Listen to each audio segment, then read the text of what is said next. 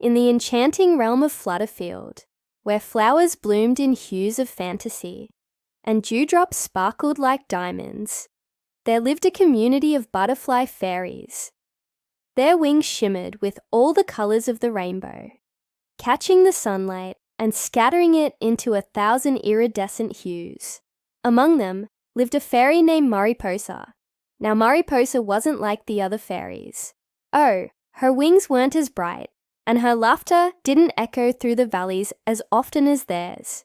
You could often find her nestled in a cozy corner of the whispering woods, absorbed in a book filled with tales of daring adventures and far-off lands, while the other fairies delighted in the joyous whirl of parties and dances. Mariposa found solace in the company of books, her heart yearning for adventures beyond the familiar meadows of Flutterfield. The fairies who zipped and zoomed about, calling her dreamy and odd, couldn't understand why she'd rather stay inside with a book than join them in their games. But Mariposa didn't mind. She had her stories and her dreams, and that was enough to keep her spirits soaring. Her gentle heart was a haven for the lost fireflies, who would often seek her out, drawn to her quiet strength and soothing words.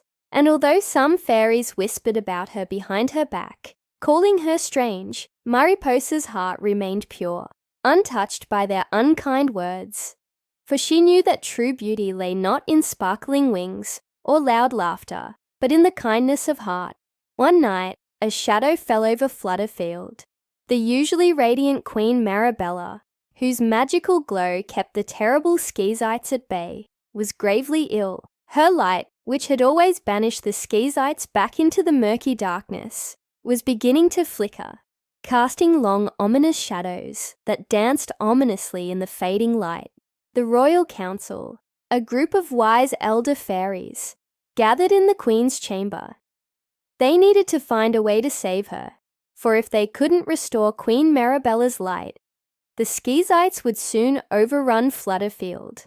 As the council debated, a plan was hatched. They would send a group of brave fairies to find a magical flower that grew in the Valley of Glow, a place so distant that even the bravest fairies hesitated to venture there.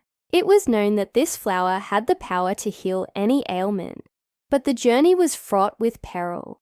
The fairies who volunteered for this dangerous mission were well equipped with healing salves, enchanted compasses, and weapons forged from moonlight, and to everyone's surprise, Mariposa was among them.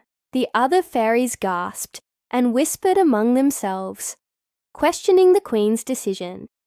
How could a fairy who preferred books to battles be of any use in such a perilous quest? Mariposa, upon hearing their doubts, looked at the Queen, whose eyes held a depth of wisdom that belied her years. Before falling into a deep slumber, Queen Marabella had whispered a prophecy. Sometimes the one you least expect carries the greatest strength. With these words echoing in their ears, the council had chosen Mariposa, hoping that beneath her unassuming exterior lay a strength they were yet to discover. And so the quest began. Under the cloak of night, the fairies flew towards the Valley of Glow, their hearts pounding with a mixture of fear and determination. Soon, disaster struck. A giant Skeezite, its eyes burning with malevolent glee, blocked their path, its claws outstretched, ready to snuff out their light. The fairies fought valiantly, but they were no match for the creature's ferocity. Just when all hope seemed lost, Mariposa, remembering a lesson from her beloved books, stepped forward. She couldn't fight with magic or weapons, for her strength lay not in brute force, but in her quick wit and courage.